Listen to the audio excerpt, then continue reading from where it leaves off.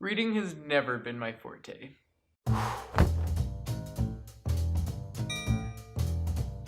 Hello! It's so good to be back. I'm Austin from Sale Financial Ed, and let me tell you, I explicitly remember my dad forcing me to read some bit about Mars in the Children's Almanac 2002 because I completely bombed reading comprehension in, I think it was grade 4. And needless to say, I did not like reading. And I know I'm not alone.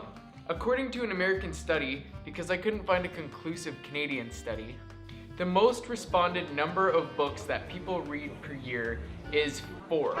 Only 4 books per year. Now you see, that all changed for me about 1 year ago when my grandfather got this book for me when he was in Myrtle Beach. He got it from some resale store for about $1. And as he says in the little cover thing he wrote me, it's worth a lot more than that. So this book actually gave me the foundation for the understanding that money isn't such a scary topic. And moreover, it actually gave me the motivation and kind of that drive to really increase my education about learning about money. And it's what caused me to start this business, ultimately. Hello there. In 2017, besides A Millionaire Next Door, I read one other book. But going into 2018, I made the New Year's resolution to read just 1 book a month. I decided to keep a running list of my reading results this year, and as it turns out, I read 32 books. And it was not hard at all to accomplish this. And that's what I want to talk about today, if it's not already apparent, is reading, and how you can bring it back into your life, and how it can impact your life in amazing ways. And make sure you stay tuned to the end of the video, because I'm going to share with you a really good resource on how you can get free ebooks, and it's not the library. I had a pretty easy plan to add more reading to my life. And that was to just keep living my life how I do, but sprinkle reading into all the times where I was doing something that required little action and or focus.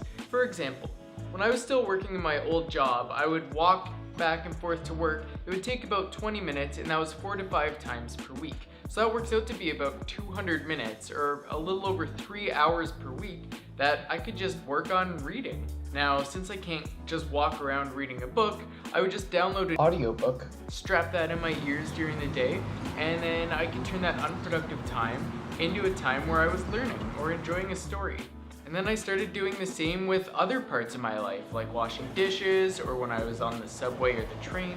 There's all kinds of places where you can sprinkle reading into your daily life. This helped me baby step into bringing reading into a more regular part of my life. So rather than scrolling Facebook or Instagram or binging Netflix before bed, I would just start reading a bit more. So what should you read?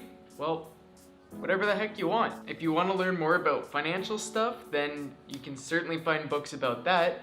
Or if you prefer reading fiction, look into books like that. For me, I like all the kind of self-help, motivational, financial books, all that kind of stuff. So what I'll typically do is start scrolling through the different kind of lists, or go to YouTube's and try and find the most popular books in the genre that I'm looking for, scrub through the brief explanations about the books, and then give them a quick shot. Furthermore, I read to get answers. So every time I really find myself stuck in a rut where I'm not really sure where to take my next step, I'll just do that quick research again to try and find a book that's gonna help me, and boom, I can usually solve my problem just with a little bit of reading. Just a word of caution though, that if you like reading different motivational books or educational books, keep those for the morning or during the day, because if you start reading them at night, you'll be super inspired and then you won't be able to sleep. So for me, I usually read fiction at night and then stick to the non-fiction during the day, unless those kind of books really bore the crap out of you, then maybe read those at night and stick to your fiction in the day. Whatever kind of works for you. So what's the best way for you to start reading more books? Physical books are nice, but for me at least, I find them inconvenient because if you're trying to read them at night, it's usually too dark to see. And then there's always the times where you have to kind of hold it just right to make sure that you can actually read it with the light on it. So for me, I prefer reading ebooks on my iPad mini. And for those who knock the screen reading because it strains their eyes, there's usually different night modes for reading or blue light filters on devices now, so you can use that to reduce the strain on your eyes. And even better is that you can increase the font size if you get EPUB files, which can be read on iBooks if you're an Apple fan. If you're reading on your Android, feel free to just download an app like Lithium EPUB. It's a good option based on the comments. I haven't actually used it though. I also prefer ebooks because I can have a whole library on my iPad without the clutter or space taken up in my home, or in my bag if I bring it on the road. And ebooks are usually less expensive as well because you save costs on printing and shipping.